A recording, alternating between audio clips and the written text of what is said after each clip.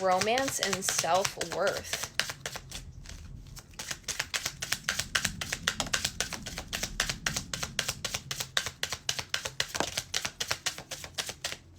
I'm hearing someone say it's too good to be true.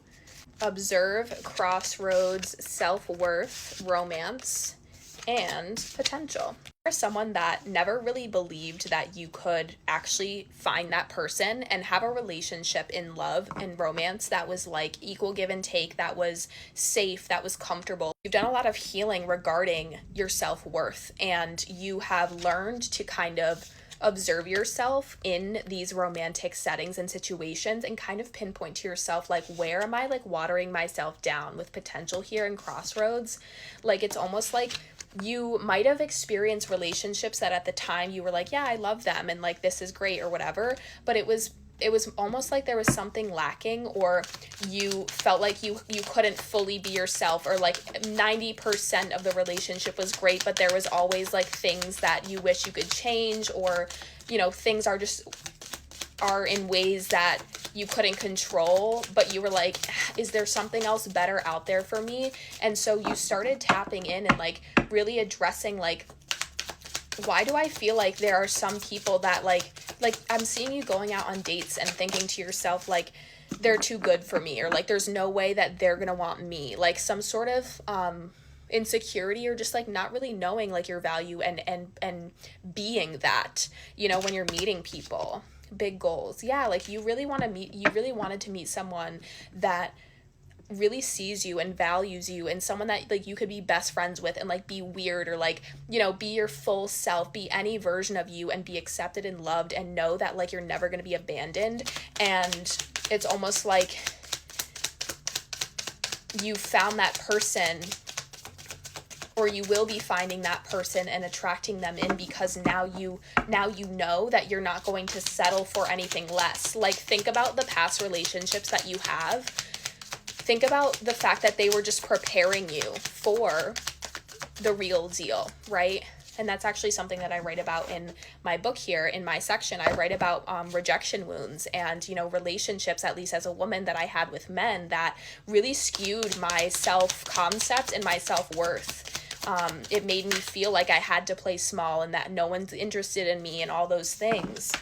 Yeah, compromise. There's going to be a beautiful balance in this relationship where it's like you guys are both equal, but you both bring different things into the relationship that create that balance. Fertility. Okay, so I just started hearing like, I gotta hurry up and find them, because I'm like someone, like, you want to have a family, you want to have kids, and something about like your fertility, or you feel like maybe you're in your 30s and you still haven't found this person, and so your mindset, societal expectations, and like templates of life are making you feel anxious that like you're behind, or like you want to have kids and like time's running out when it comes to these things. Source is saying, do not worry about that. We know what you desire.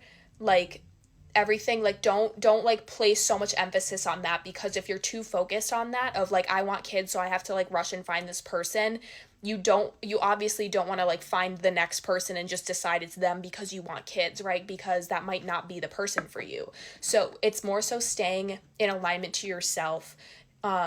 Like, don't settle for less, you know what I mean? Like, everything you want is going to happen, but like it's just not on your timeline, which is what's making you feel rushed and anxious about this right now. We have travel, fresh start, and fifth dimension. Okay, so I'm seeing travel could be significant, real travel. So if you're traveling soon, put yourself out there. When you're out, when you're traveling, when you're in new places, you never know who you might meet. If not, travel is more so just movement. So movement towards a fresh start, because now you're seeing yourself fifth dimension. Now you're seeing yourself the way that God sees you, the source sees you, the divine sees you. And when you become that version of you, you act as your highest self. Ultimately, the right people, the right relationships, more money, more opportunities are going to come to you. You're going to be a magnet to everything that's meant for you, because there's no dilution of your vibration. There's no dimming yourself, masking going on here, and you just know who you are. You stand with your head held high and you're like, this is who I am. You know what I mean? And you might attract things that you know aren't for you, and by you rejecting them and saying no thank you is ultimately showing the universe or spirit that you aren't settling for things that are not meant for you. Like, you have that ability to discern, hey, this is great, I'm thankful this came in, but I'm not settling here. I'm gonna keep going this way, and I know that I'll attract in something that's meant for me. Of thinking, how can I convince them that I'm a good person? How can I convince them that they should want me? It's more so like, think about, I love me, I've got me. It's more so you meeting them to see if they're a good match for you, right? So when you're in these environments, switch that energy from, oh my gosh, I'm going on a date, I have to like prove to this guy that like I'm this, I'm that, like blah, blah, blah. And it's more so like, no, sit more back in your chair like this and let him or them or whoever you're dating, right? Let them, their actions, what they're talking about, show you whether or not, right? And tune into your intuition to figure out, if this person is a match or not.